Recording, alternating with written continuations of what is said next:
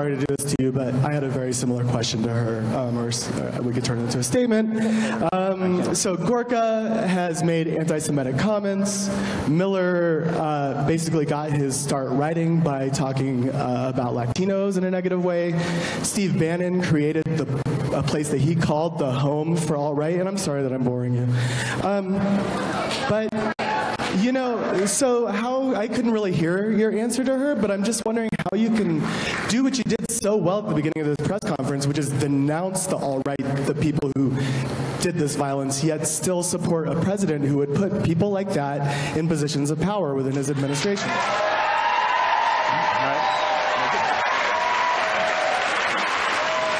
Again, the president should have immediately denounced the racism, the bigotry, the hatred that he saw in Charlottesville.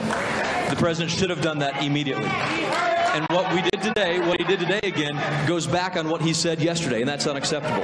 The president was wrong to do that, and I've said that loud and clear. And so the president has control over his staff. But what I'm saying is this: there is no room for racism, hatred, or KKK. Come on. So while we're going on, would Joe Beaver come forward? Judy, I'm sorry I can't, Ala Prandine, and Emma Votter. Next three questions.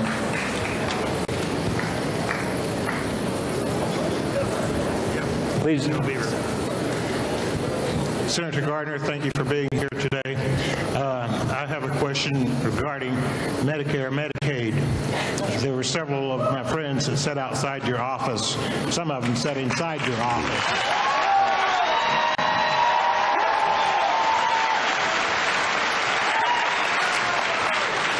They were carried away by the police. In 1978, they did a protest in front of the Capitol, and they were brought out coffee and donuts. So there's quite a change in that behavior. Many of the people here may not realize that Medicaid is the only program that supports home health care.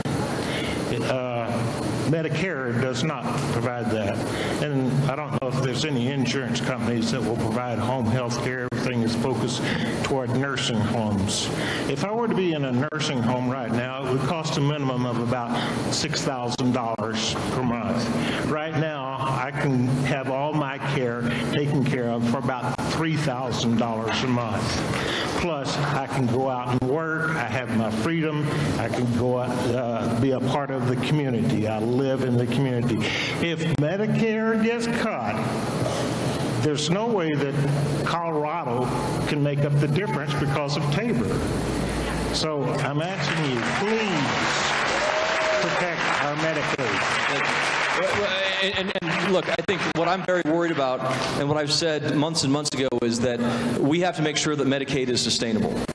And I sent a letter to leadership talking about how we have a sustainable Medicaid program, because right now there's, if you look at the Denver Post editorial over, I think it was over the weekend, there was a story about how it is now the largest portion of Colorado's budget. It's about 22.5% between the federal and state spending side, and it's gobbling up more and more resources. And what's happened is, with the $20 trillion in debt, how are we going to make sure that the most vulnerable people, the people most in need, continue to have the care?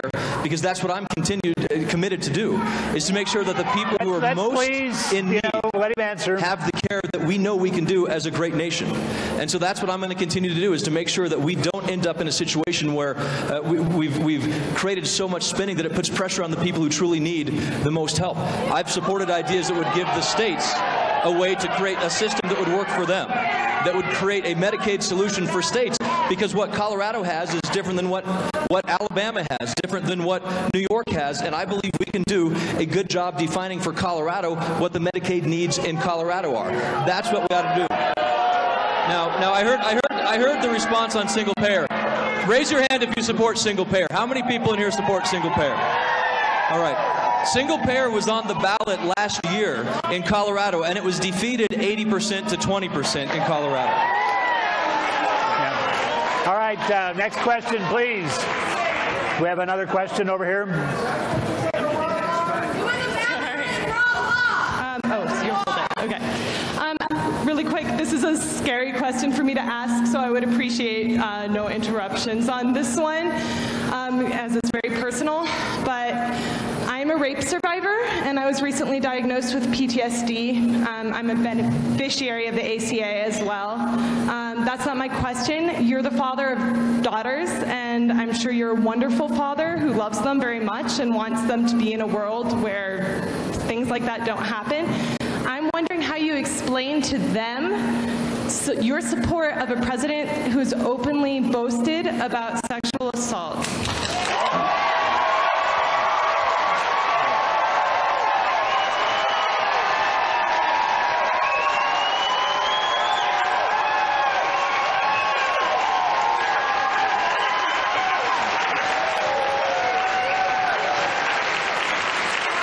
Thank you for that question. It took a lot of courage to do it, and thank you for bringing that forward. And I hope that everybody in here will look at what I said in relation to the Access Hollywood tapes. I hope that you'll see that statement that I made then. I did see your comments at that time, and I really do appreciate them. I'm just confused about how the transition went to supporting him continually. Well, look, I support...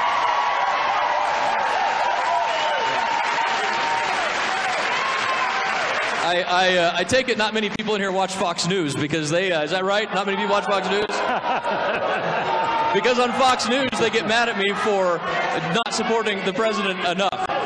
But I have voted against the trade representative selection by the president. I stood up when he issued the travel ban. I stood up when he said the wall that he was going to do, because I think that's a misdirection that we should not go forward with. We should do something different. And so those are the kinds of things that I will continue to stand up where the president is wrong, just like I did over the weekend, like I've done today. And I'm going to continue to stand up where I think there are things that we should and can work with. Look, there are things in this country where people are going to disagree. We are all going to have disagreements.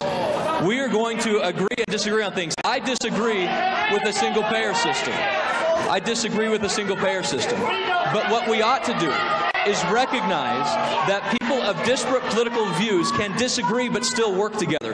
Because if we shout each other down, we will never have the kind of bipartisan success that we need in this country. Now wait, I want to stop here just a second.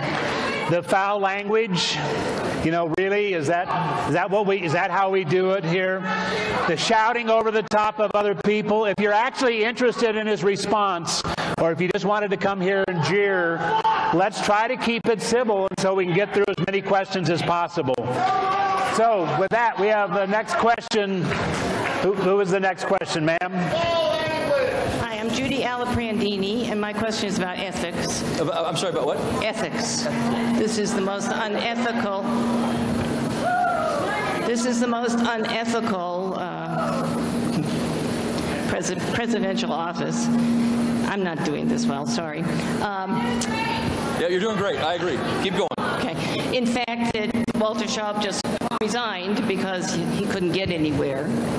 The head of the Office of Government Ethics, because he couldn't get anywhere. I'm really concerned Trump hasn't released his taxes. Great. He hasn't released his taxes. He shut down the logs of people coming to visit the White House. These little things just seem to be becoming the norm, and I'm really concerned that this is becoming the norm. And when we met with your office staff, the answer was basically something you said earlier, which is that's the president's prerogative. It may be the president's prerogative, but I would really like to hear you stand up like you did this week and say that it's wrong.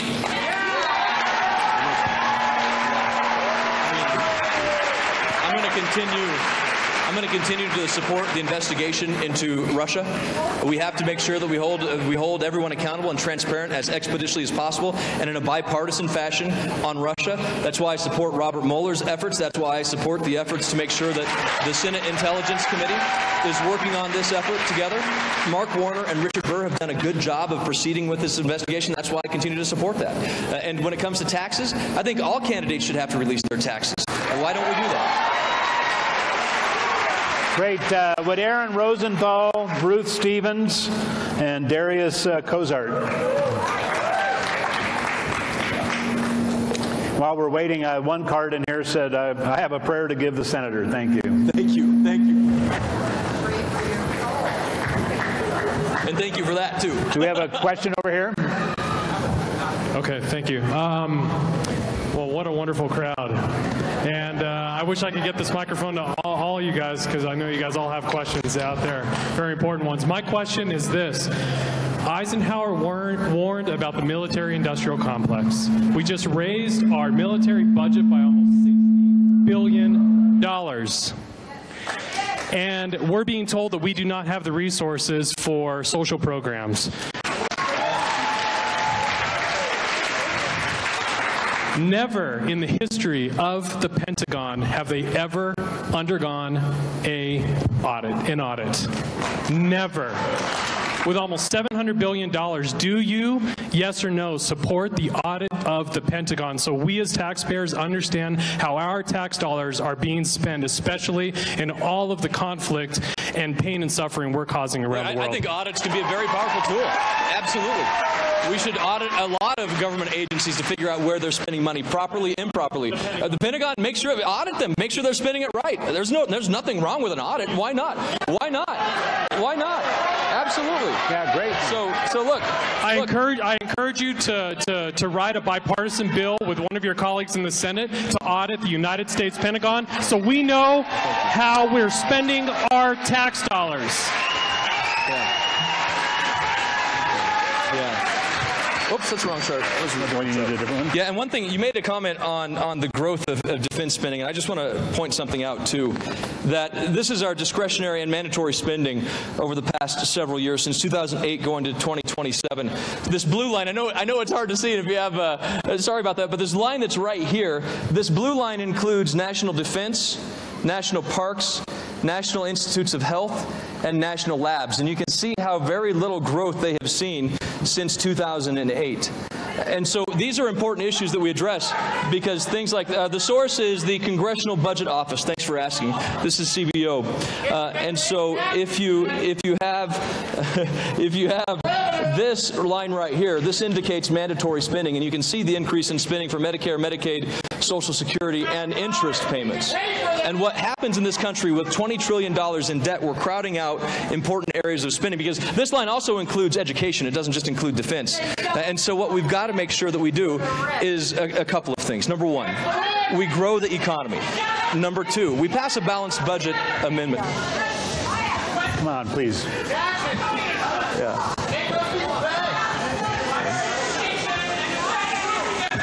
You know, please, can we just keep it down for a second? So what I'm talking about is this. All right, well, if you don't want to hear the answer to that, we can go to the next question. All right, let's go over here to the next question. Gardner. My name is Ruth Tafoya Stevens, and my question has to do with the Affordable Care Act.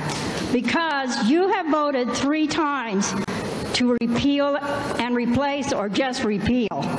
What I want to know is if you are successful, you being Republicans, are successful in repealing this, what happens to the money that you're going to take away from all the poor people that are on Medicare? Isn't it true that you're going to use that money to give tax cuts to the 1%?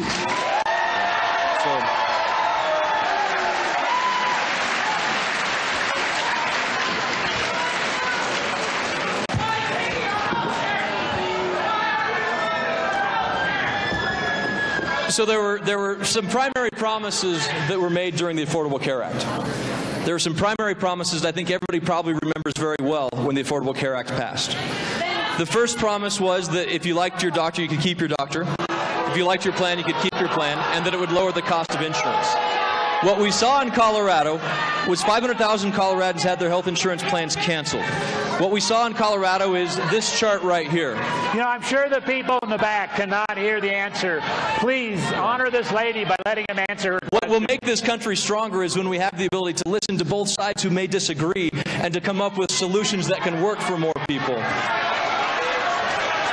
So this information is from the Colorado Division of Insurance.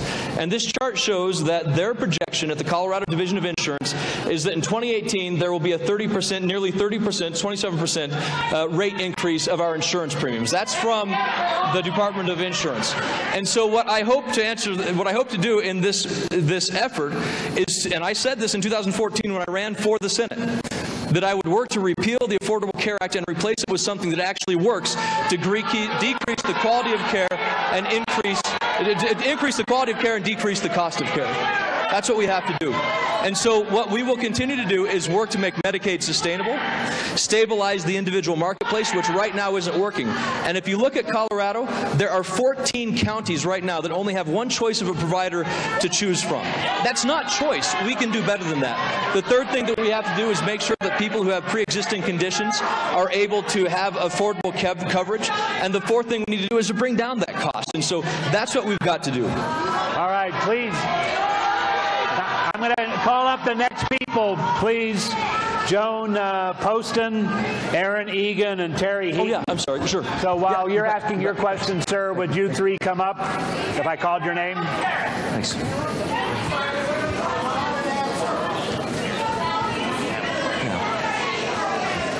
Yeah.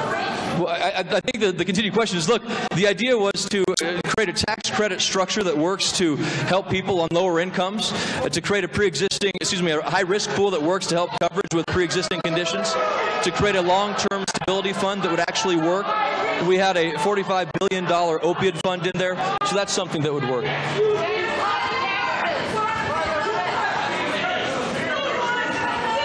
All right.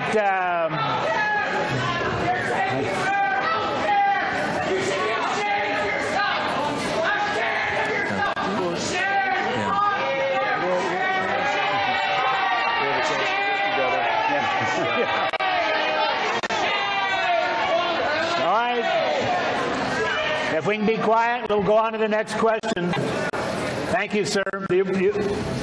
Over here, I think the next question. Hi. You brought up single-payer healthcare, and I was just wondering why, when we know about the feasibility of a program like that, because if we look around the world, you know, places like Norway, Denmark, Sweden, they all pay less per capita.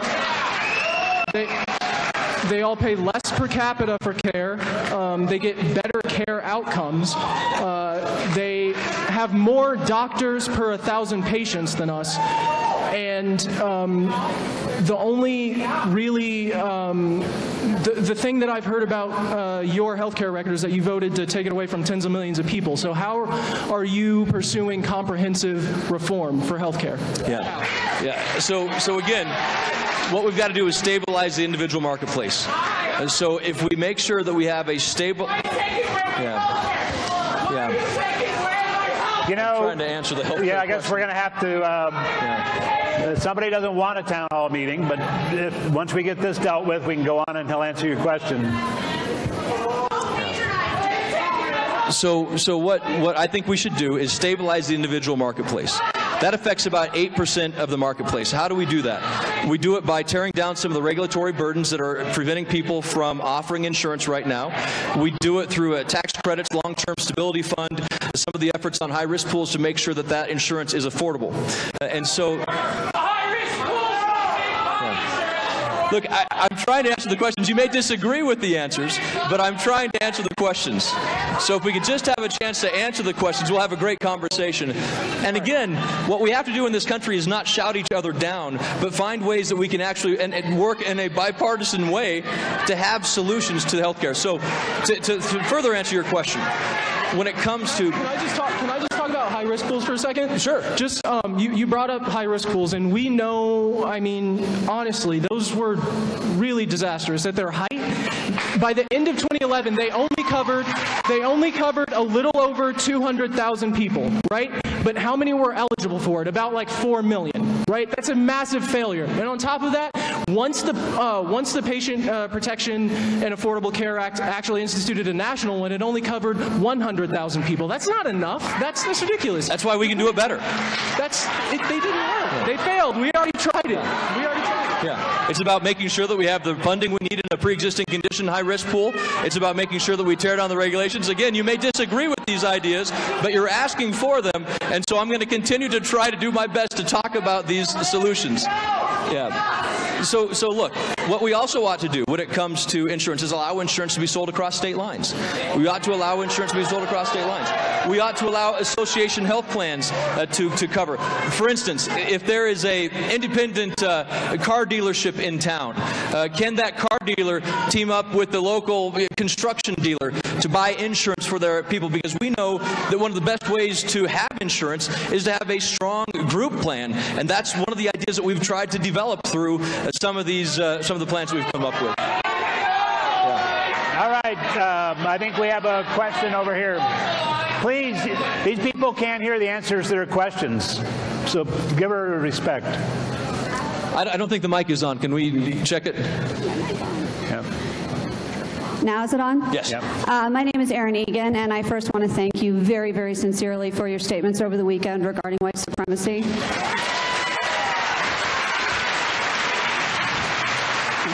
I'm a physician, and I work in rural hospitals in Colorado. 20% of my patients are on Medicaid, 10% are self-pay, 30% are on private insurance. You talk about how there are physicians who don't take Medicaid. Some of us do. We take everyone who walks in the door. I see these people's faces. I have been to your office. I have given you a list of patients that I took care of over 30 days. Which ones were Medicaid? Which ones died? Which ones needed things? And which ones would not get care? You just told us you stand for some things like not cutting Medicaid and not cutting pre-existing conditions. We asked you to stand your ground and vote for those principles, and you did not.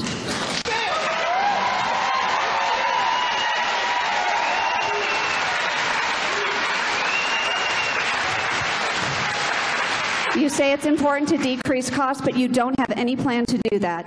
You only want to cut off people who need it. So when you talk about saying you believe in these things, you don't stand for them. And I want you to look me in the eye and tell me when the time really comes again that you will stand for those people, not those numbers, and not be a partisan over a patriot. You get to disagree with us, but you speak for us, which means if you disagree, you still speak for us. And I would like to know that you will do that. I am going to fight to make sure.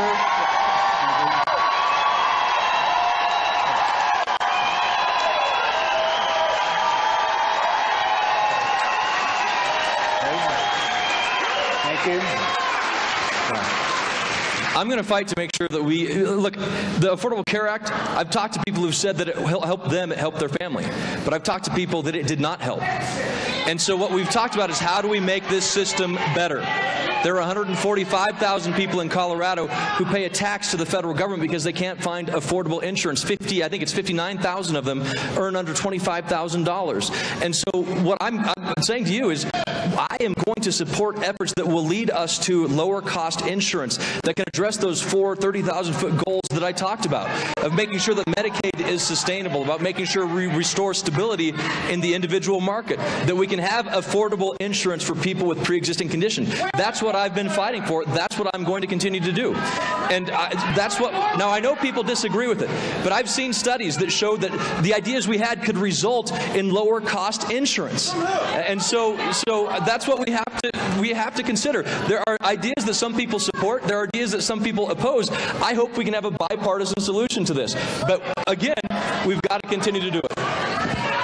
Great. And with respect, sir, that is not what you voted for. I'm sorry. Can't hear that.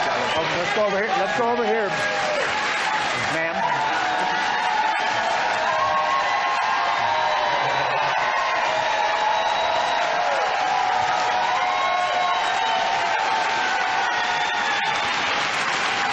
Thank you. All right, let's let this lady ask a question, please. Hello, Senator Gardner. I'm sure you know who I am and you recognize me. A year ago, I was at the Red State Gathering and I called you out. I called you out because you weren't supporting my president. You didn't believe that my president would win. He did. I am so excited that I got to follow that young lady because I have the example that you're looking for. A month ago, I had a friend of mine whose daughter had a baby that was born, and that baby had to spend 10 days in an ICU. And because of the 10 days that baby spent, they had to come up with $11,000 before that baby could come home. This is something that 3 of the families in that ICU had to face. The other 7 were on Medicaid because of the rate of Coloradans that are on Medicaid now has risen. This is unacceptable. This is not how things should have been and be. And this couple also has bills from their education that they are trying to pay off. When I voted for you, you said that you would repeal and replace. And right now, the Freedom Caucus is working very hard on a petition to repeal and replace. One second. I can't hear. One second. To repeal and replace. And I know that the majority of the people in this room are people who feel that they have the right to say that the ACA should continue. But I'm going to remind you of who put you in office. And I'm going to remind you of what we would like to have happen. So, Senator, please tell me, when will you repeal and replace?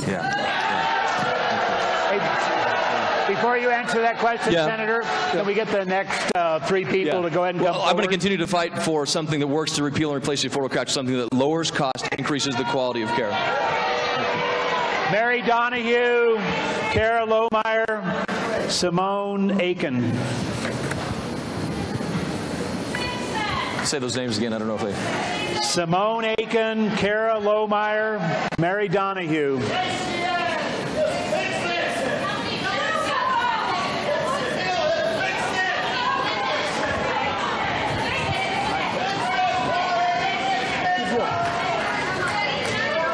So let's go over here first, ma'am. Oh, sorry.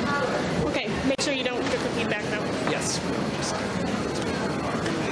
Senator Gardner, I was another one of your constituents who was very happy to hear your remarks on Charlottesville. And I sincerely thank you for those remarks. Cogent language denouncing white supremacy is important, but it's the bare minimum.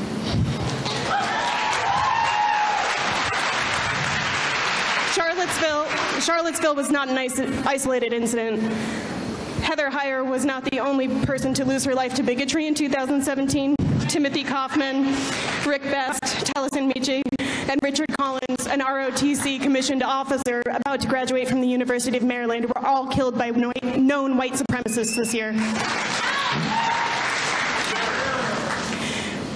In their report last month, the Colorado Bureau of Investigation documented a 68% increase in crimes based on race or ethnicity from 2015 to 2016.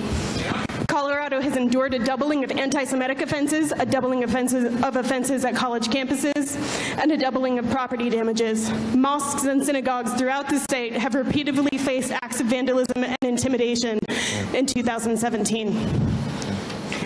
Yet in January, the Department of Homeland Security suspended grants for the Countering Violent Extremism program, which works to deter these domestic terrorists, and proposed a 2018 budget which eliminates the CVE entirely. Again, I thank you for your strong words condemning bigotry and terrorism, but I must ask you for your actions as well as your words.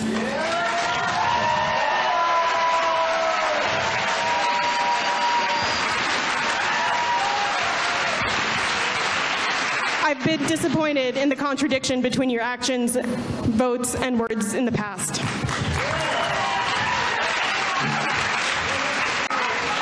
Will you put my taxpayer money where your mouth is? Will you ensure that grants are awarded to combating white supremacist neo-Nazi groups under the CVE? Can you ensure that they're unfrozen? And will you vote against any budget and use your position on the Budget Committee to ensure that the 2018 budget includes CVE funding?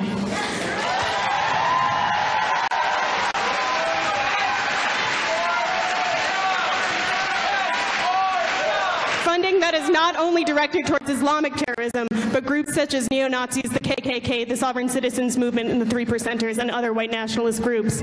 Will you commit, and furthermore, will you commit to voting against any nominee that comes before the Senate who has stated anything less than a complete repudiation of these groups?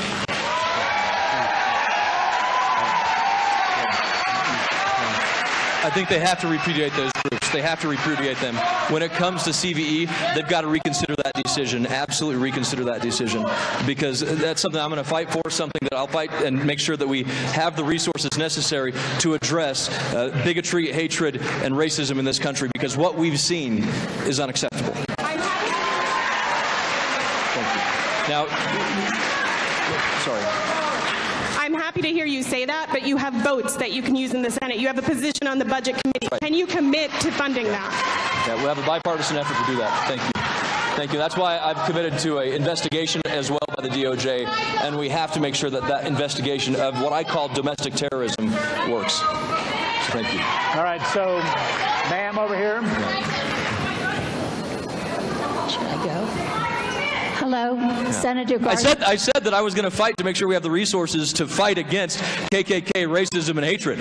I said that. There was a little bit of crowd noise that you probably didn't hear it over. I'm sorry. Ma'am, over here. Senator Gardner. Let's My listen to her name question. is Mary Donahue, Denver 80220. I've spent quite a few Tuesday mornings outside your office waiting to your staff. Very good. Nice to see you in person. My concern is your continued support of Scott Pruitt and the actions that he's taking at the EPA. I don't understand how you can support a person who is daily eliminating, reducing, taking away, canceling regulations that protect the clean water and the clean air of not only Colorado but of the whole country. And you say that you love the beautiful environment here in Colorado, but sir, Scott Pruitt is not protecting our water and air through any of his actions. I'm really concerned about that.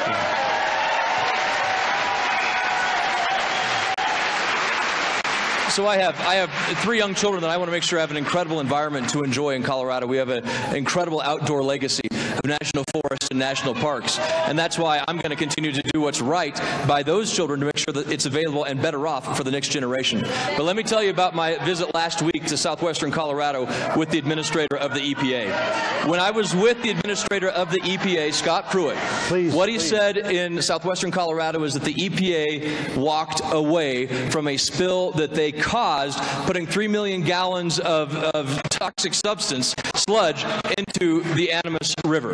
You all remember that August 2015 picture. And the EPA walked away from it.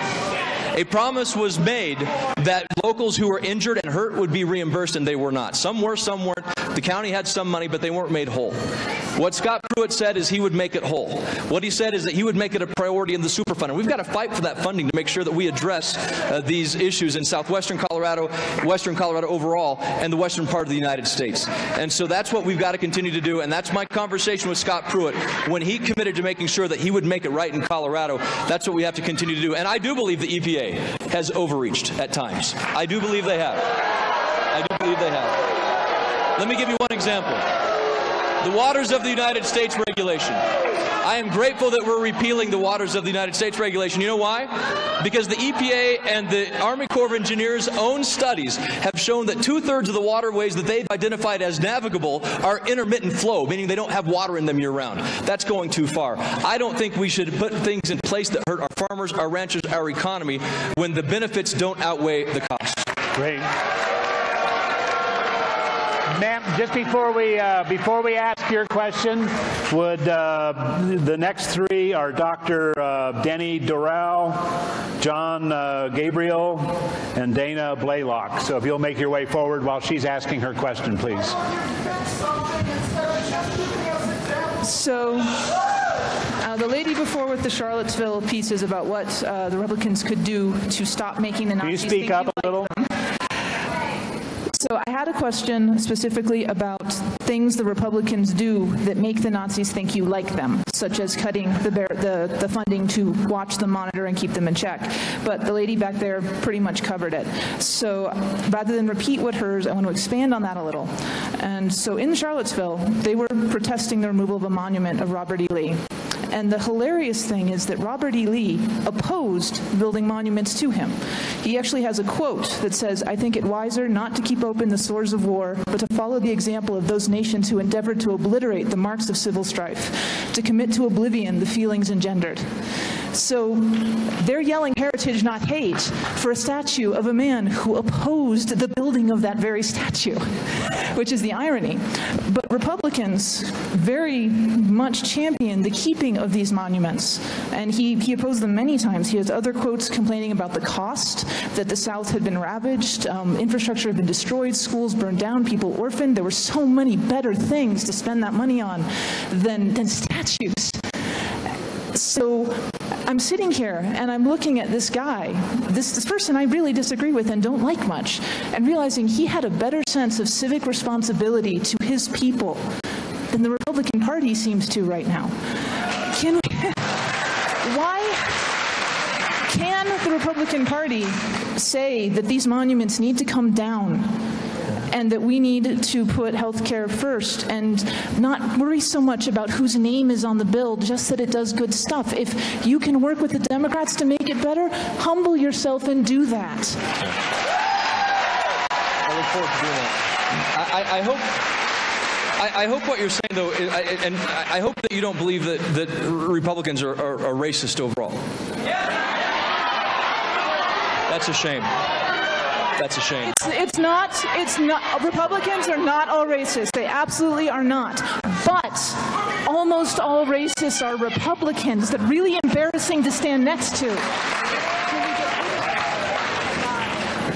There are people who are going to agree with you and disagree with you.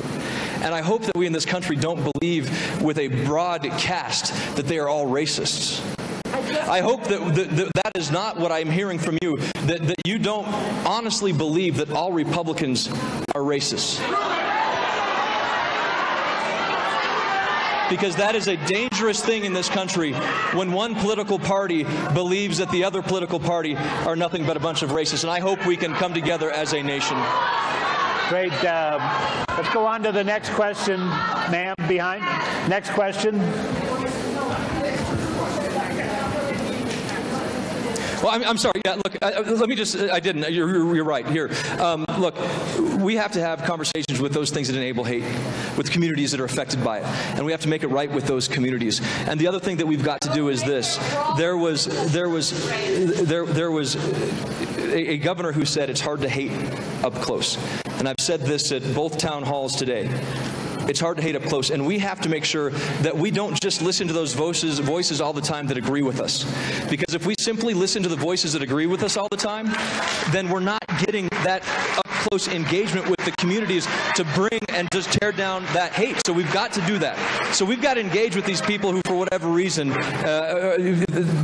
whatever issue it is, to make sure that we don't have that hate in our hearts. And the other thing I would say is this. In Colorado, we've been witness to some of this. If you go back to World War II, Ralph Carr. How many of you know who Ralph Carr is?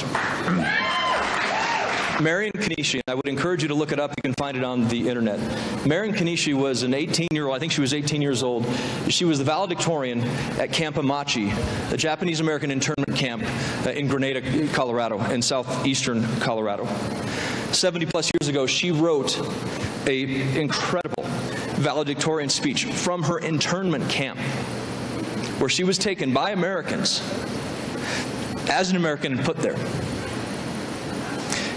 In her speech, in her statement, she said, "This country has made mistakes. This country has made great mistakes. This country has acknowledged them, and we have made ourselves better from them. What we have to do is to make sure that we acknowledge our mistakes and that we work together, not as Democrats or Republicans, but as people of this country, to make sure that we acknowledge and overcome and never repeat those great mistakes that Marion Kanishi so eloquently talked about in her speech. Great. Ma'am over here. Thank you. Let's let her ask her question, please. Okay. First of all, I want to thank you very much for coming. You don't know what a great honor it is to be here. This is the first town meeting I have ever attended in my life. Very good. Welcome. Might be the last. And I actually walked a couple miles to get here. That's because I was afraid I wanted to be here so much. But my question is, I myself am a doctor too, and when Trump came out with the very first, I guess you would call it, changes to Obamacare, it was 142 pages. I read that.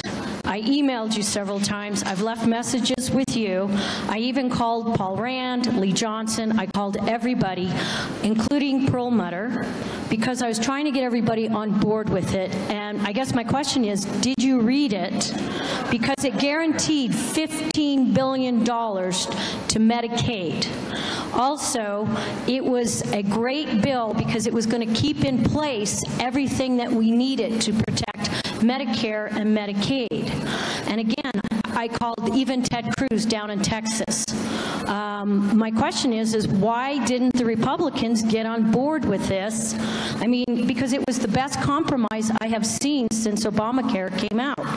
And the second part is I worry because I don't think people have read the Obamacare, which was 200 and some pages, and at the very tail end, I don't even know if people are aware of it, but they're getting money from your taxes, and the people that are going to be hurt, they are taking monies in 2017 in your taxes are going to go up if you have capital gains. This is for an average retired person, and I work with a lot of senior population who are living off of dividends. Their tax rate is going to go almost to 40%. So here they are having to pay supplement as a senior citizen, and their taxes are going up. With that compromise that Trump came out with, it would have kept the taxes low for those people, and it would have kept Medicare and Medicaid in place. Can I just ask what happened? Yeah, thanks, Doctor, for the question. And was this the plan that he released during the campaign? Is that the plan? No, it came out he released it in February. Okay. It was available to read in March. Right, yes. And after that, I was, like I said, I was calling, campaigning. I sent it to people I know across the country. I'm calling other states. I called you. I called Perlmutter. I couldn't get anybody. The only person that actually responded to me was Ted Cruz in Texas. Yeah, and I am familiar with that bill. I read that bill. It was not the bill that ended up being introduced. Obviously, that was a part of a different direction that we tried to do to lower the rates of health insurance to stabilize the individual market. I'll go back and look at it again and see if there is a way that can be the basis of a bipartisan bill. It was good. It helped everybody. It was across the board. It kept everything in place, guaranteed the monies to the states, but the changes were that allowed the states to spend the Medicaid the way they saw fit. Yeah, and so that's one of the ideas that emerged in the healthcare bills that we voted on, was to allow the states greater control over their Medicaid dollars. In fact, it would give the states control, eliminating the waivers that they, giving them the waivers that they want instead of making them wait for months, if not years, and then denying those waivers and making the state go through the expense. Because if the state believes they can come up with a better way to run the program, then the state should have the ability to better run the program. And that's what we should be for. There are other ideas out there. Senator Bill Cassidy, Senator Lindsey Graham has an idea out there that would take all of the funding and block grant it to the states, let the states run the entire program. And again, it would allow Colorado or Utah or California to run the program the way they see fit. And in fact, for Colorado, at least according to Senator Cassidy's speech that he gave on the Senate floor, it would result in about a 40+% increase in funding for Colorado. Who do I get on board with to help push this? agenda. What was that? Who do I get on board with to keep that bill that first came out? Who do I try to get I think you're out continuing there? to contact us about it, to share your expertise with it. You were a medical doctor, is that right? Yes. Yeah, so continuing to reach out to us to help us understand the issues, and then other members of the Colorado delegation work with the state, HICPUF, to talk to them to see if it would work. We've had many conversations with them to try to make sure we understand all of the elements of the proposals, and so the best thing we can do is provide education and information on these proposals. All right. Well, thank you so much for taking time for me. And Thank you. Thanks for being here. Thank you. And Suzanne Krebs, Blanca Trejo, and Robin Philipzak. You're next. If you'd like to be. Maybe say Maybe here. All right, we'll try 3 more. All right, very good. Come on down.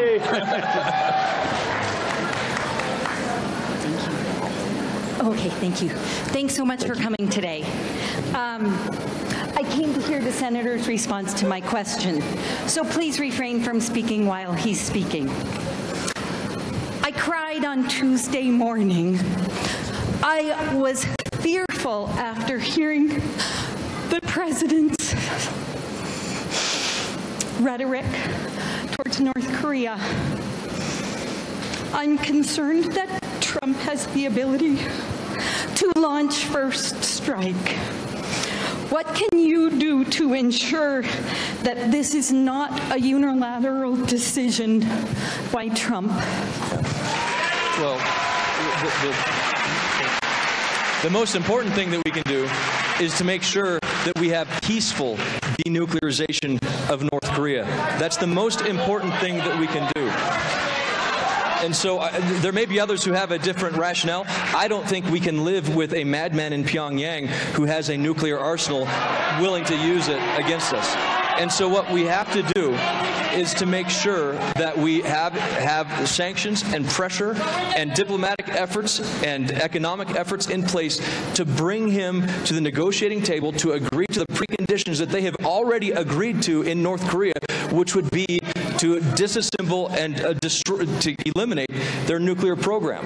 That will avoid war, and that will get us to the point where we have a peaceful resolution to North Korea. Will you wait a minute? I want to speak, and I'm going to wait until they're quiet.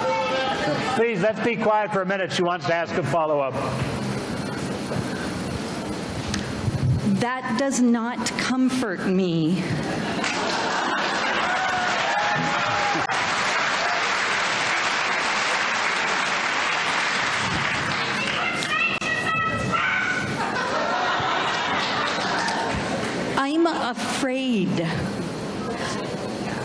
I'm afraid that he will take unilateral, I'm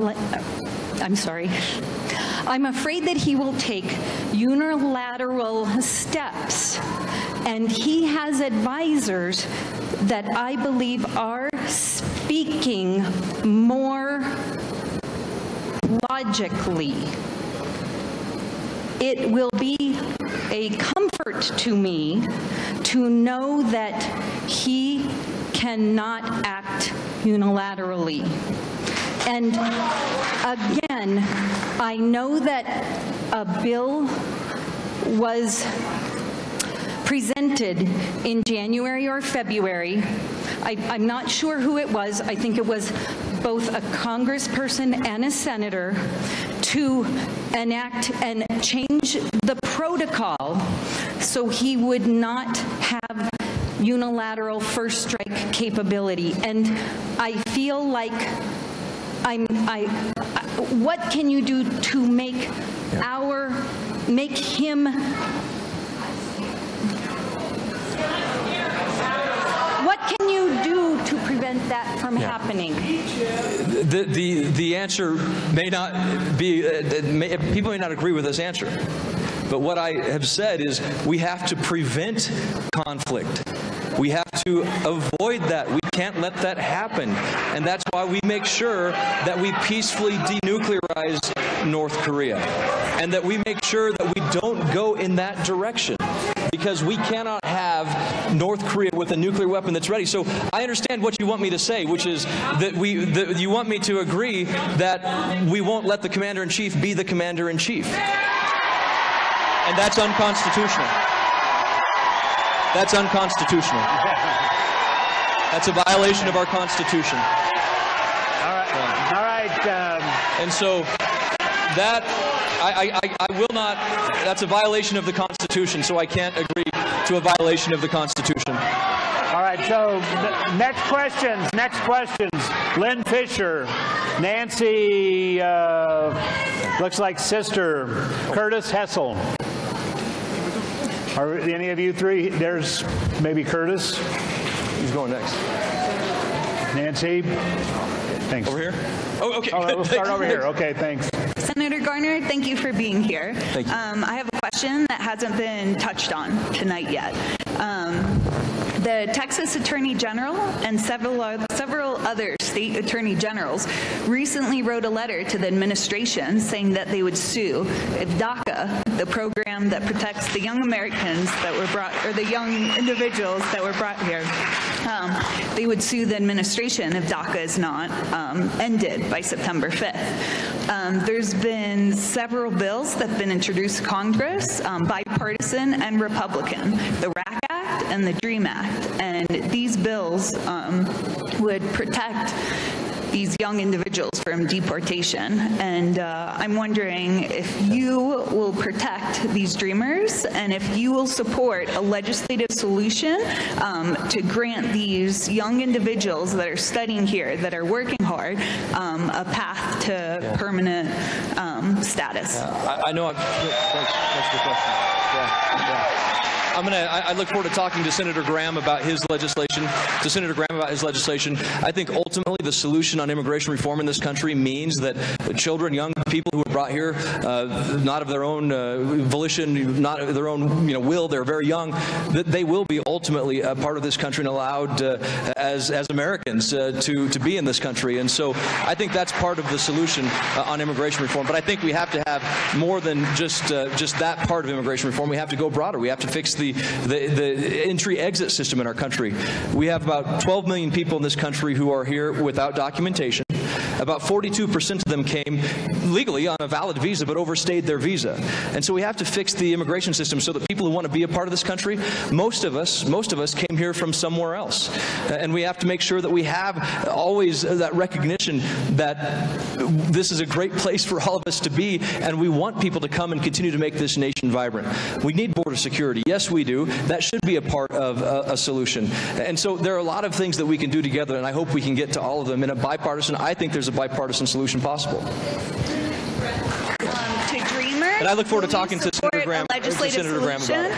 They're both bipartisan and Republican, like the DREAM Act or the RAC Act. Yeah. And there is now an imminent threat with this Attorney General letter. And will you support legislation? I look forward to talking to Senator Graham, learning more about how I haven't read the legislation this year. I know it's been reintroduced, and I look forward to getting into it and asking questions to Senator Graham, because I do think this is part of the solution. All right, thank you.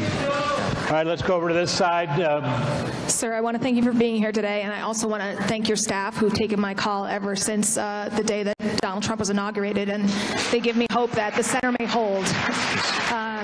The green economy already supports more jobs than the fossil fuel economy and has for years, even though renewable energy accounts for only 12% of our domestically produced energy. What do you plan to do to support a green economy, a green energy plan that employs Americans and mitigates the impact of fossil fuels on our changing climate? Yeah, thanks. We had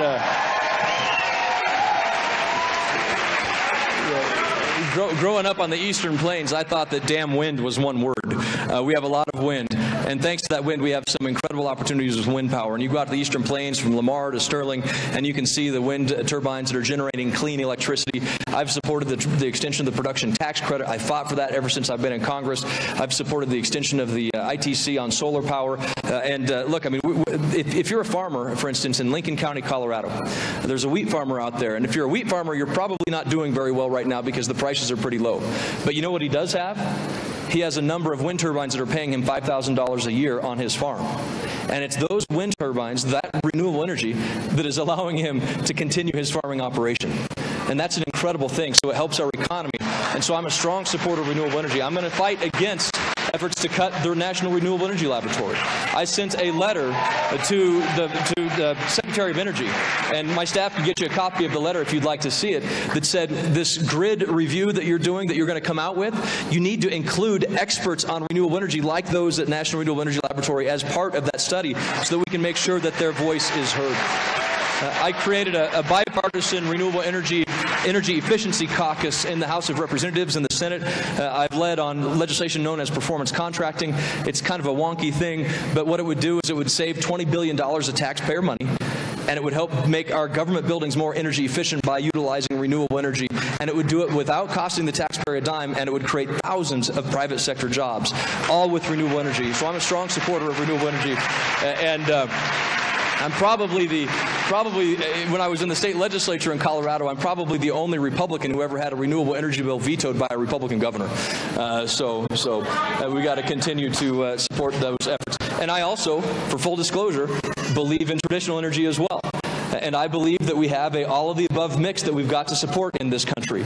There was a story recently about around a 250,000 jobs in Colorado that are because of oil and gas. And if you look at the benefits that those jobs pay in cities like mine that only have 3,000 people, that's an important part of our future too. So we can't abandon it, because if we do the wrong policies, we're going to drive up the cost of energy. Right now we're seeing lower cost energy. But if we do the wrong thing, we're going to end up with higher cost energy. And the people who can least afford it are poor, fixed incomes and seniors. And I don't support those kind of economic harm policies when it comes to our energy policy. Great. Let's go ahead and stay over on this side. Next question. Oh, okay. I grew up in New York. I'm the same age as Donald Trump. Was very well aware of all the horrific things that he did throughout his career. And when he ran for president, I couldn't believe that anybody in their sane mind would vote for him. But unfortunately, 35% of this country seems to hold fast that they are going to agree with anything that he says. He has systematically voted or enacted proposals that have destroyed the values of this country.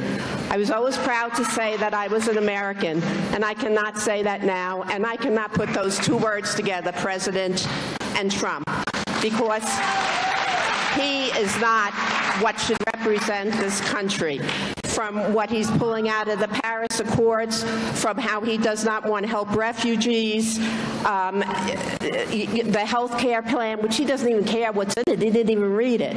And how can you elect a man that can only look at the Daily Brief in cartoon characters because he's incapable of his attention span being more than 5 minutes?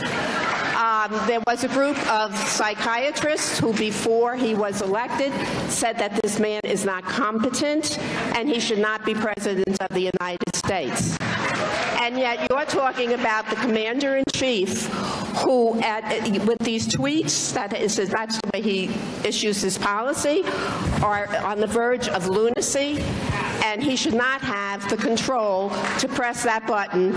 And it's very evident with just his tweets today, with the 4 people who resigned from his commission because they didn't agree with his non-statement on the neo-Nazis and the alt-right who was standing out there holding an American flag today. I never thought that I would see in my country the Nazi swastika in public and not have a massive condemnation from every single member in the government.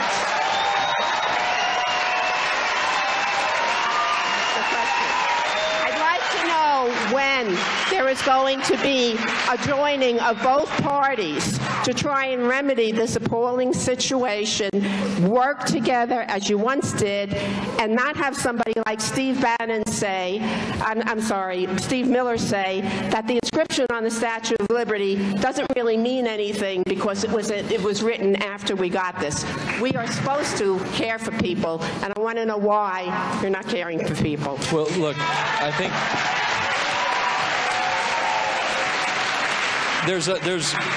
how many people saw that we passed a bipartisan veterans care bill last week? I'm glad a lot of you did. We passed over the last Congress, for the first time in 19 years, a bipartisan highway funding bill, long-term funding bill. We passed an overhaul of education reform. There's a lot of things that we've been able to do bipartisan that didn't make it into the news because they weren't controversial, because people on both sides of the aisle agreed to it. I will continue to stand up to people who I believe are wrong. I'll continue to say that. I'll continue to act on that. But what we have to do is realize there are people who supported President Trump. There are people who voted for President Trump, and they are a part of our country as well. They are a part of our country as well, and they deserve to be respected by all of us, just like we all deserve to be respected. Everybody here. People, now that's just not, I don't support white supremacists, and you know that. So what we have to do is make sure that we recognize and respect the voices, the KKK, the neo-Nazis, and the white supremacists. Like I said earlier, go back to your cave. Great, thank you. Just a quick time check. You know, we said we'd be out of here at 5 o'clock. I think we've got about a little more than 15 minutes left. So let's kind of quickly, so we can get as many people through as possible. Ma'am, go ahead. Okay, my question's on the Affordable Care Act. You voted for a bill that your fellow senators called, quote, a terrible policy, and your own governor said it would hurt Coloradans, but you went ahead and voted for it anyway. Trump and your fellow Republicans have vowed to let Obamacare die, but it's what we have right now. And if you really care about your fellow Coloradans, I want to know what you will do to make sure that the Affordable Care Act funding is not cut off. There was a CBO score that came out just this afternoon saying that if the funding was cut off to the Affordable Care Act, that the most popular plan would, the premiums would raise by at least 20%. You also talked about how some places in Colorado only have one choice. One way to get rid of that problem, which is a problem in the Affordable Care Act, and that's because insurance companies have pulled out, it would be to have a government option. A government option would allow every place to have at least one option, plus the insurance companies. Also, you've talked about the free market in healthcare. Healthcare cannot be a free market. You cannot opt out of being sick. You can't say, you can say, I'm not going to drive a car, so I don't need car insurance. You cannot say, I am not going to be sick, so I don't need health insurance. Every single person needs to have health insurance in order to make it work. The well people. So what will you do to make sure that the Affordable Care Act keeps being funded so we have something? What happened? What you're talking about is the money that would be paid to the insurance companies under the Affordable Care Act. That's what you're talking about, correct? And the courts have said that that was not authorized by Congress. So the payments that took place in the past were not authorized by Congress, a violation of the law. What we have said is we've got to make sure that we bring stability to the marketplace, because if you just continue to throw dollar after dollar after dollar to the insurance companies, all you're doing is paying the insurance companies more money to do the same doggone thing. And so what we need are reforms that will stabilize the marketplace, like I talked about. I know some people may disagree with insurance across the state line. There may be some people who disagree with association health plans. There may be some people who support the idea of association and getting more people into better paying jobs with group benefits through their employer. But those are things we can do to help lower the cost of insurance. But through these payments, though, we should expect some kind of reforms. We can't just continue to pay the insurance companies for the status quo because it's not working. All right. Before you ask your next question, I'll give 3 more names. And also, someone wanted to ask a question. They wrote it on the card. Laura Penland. And then let me read these 3 names first, so if you'll come up to the microphone. Kendra Quinn, David Vranian, and Cynthia, Svasti, I think. The question, Senator Gardner, from Laura Penland, is why Obamacare subsidies for Congress? Can you speak to health care for yourself? Yeah, absolutely. So in In 2011, when I was elected to the House of Representatives, I opted out of the Congressional Health Care Plan, and we kept our Rocky Mountain Health Plans here in Colorado. In August of 2013, we received a letter, along with over 200,000 other Coloradans, that said that that plan had been canceled because of the Affordable Care Act. Yeah. Members of Congress should be in the same system and exchange as everybody else. I firmly believe that. And I'll continue to support efforts to do just that. Oh, your question, sir.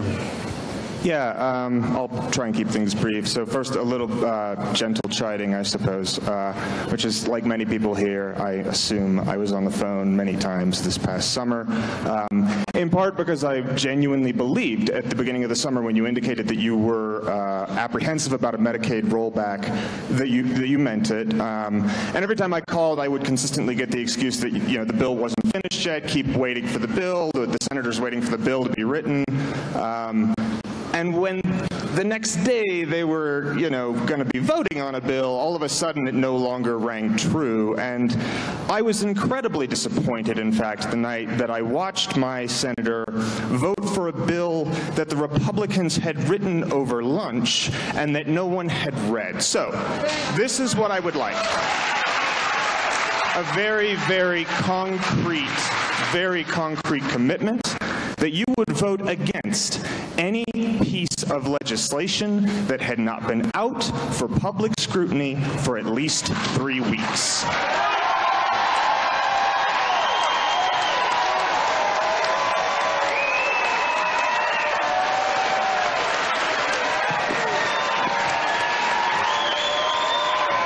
I will read legislation, and I will make sure I do everything I can to do what's right for Colorado. And you may disagree or agree with that, but I will make sure that I read the legislation. There is legislation. There is legislation that sometimes moves faster than 3 weeks, and it has to because of. There's emergency, so we've got to find a solution. That's why I asked for more time, and I think everybody here is aware that I asked for more time for the health care bill, that I asked for bipartisan opportunities for it to come, and I hope we have bipartisan opportunities with the health care bill that we can put in place. Thank you. It seems to me that there may be some bills that need a very quick time frame. This one, big as it is, as many lives at stake, as much of the economy that we profess to value is at stake, it needs public scrutiny. You cannot do it in secret. Continue to. Thank you. All right, great. Thank you. We'll go over here now. Ma'am, you've waited a long time. Go ahead and ask your question, please.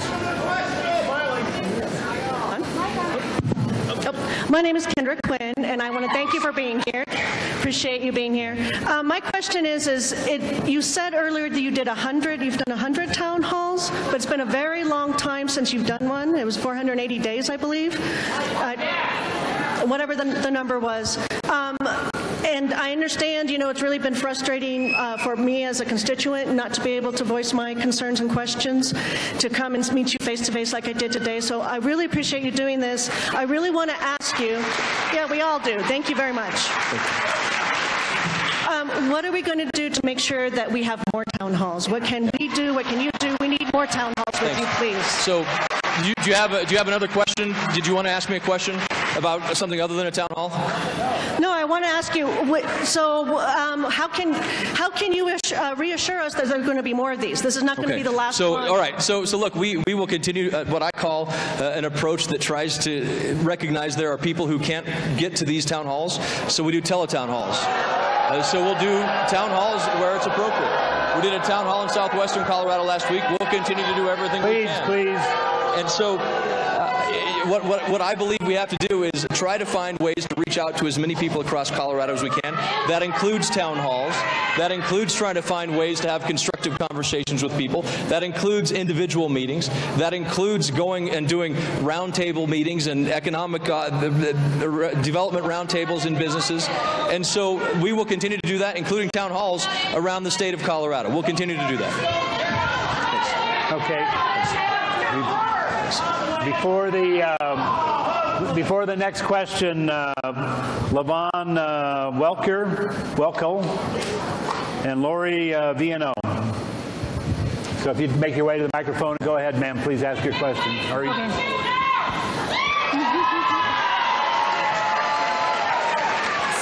So today I'm here because I have to ask you, when are we going to know your stand on the DREAM Act? When are we going to, when are you going to be done reviewing the bill? Yeah. Well, I look forward to talking to people who support it, asking questions to Senator Graham about what the new legislation does, and ultimately believe that the premise behind the DREAM Act is what has to be a part of a solution for long-term immigration reform. So I look forward to talking to Senator Graham.